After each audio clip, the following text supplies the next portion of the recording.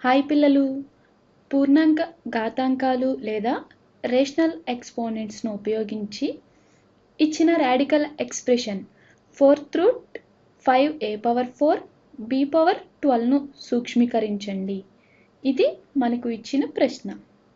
ఏదైనా సంఖ్యకు 4వ వర్గమూలం లేదా 4√x = x⁴ అవుతుందని మీకు తెలుసు కదా.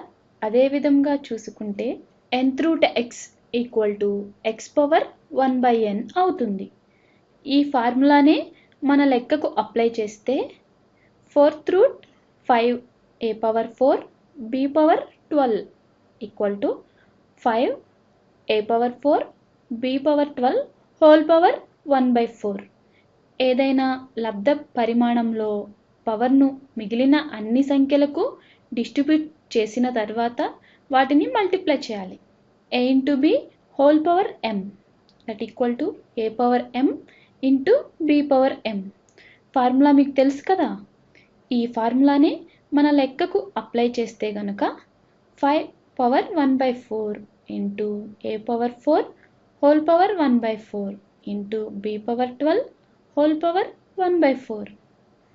b⁴12 వాల్యూ ఏమవుతుందో నాకు తెలియదు, అందుకని దీనిని పక్కన పెడుతున్నాను. లేదంటే దీనినే 4√5గా రాస్తున్నాను. a⁴ 1/4 ఏదైనా నంబర్కి పవర్ దానికి తిరిగి పవర్ కనుక ఉంటే ఆ రెండు పవర్స్ని మల్టిప్లై చేసి పవర్గా ఉంచాలి. అంటే a⁴ 1/4ని a⁴4×1/4గా రాయవచ్చు.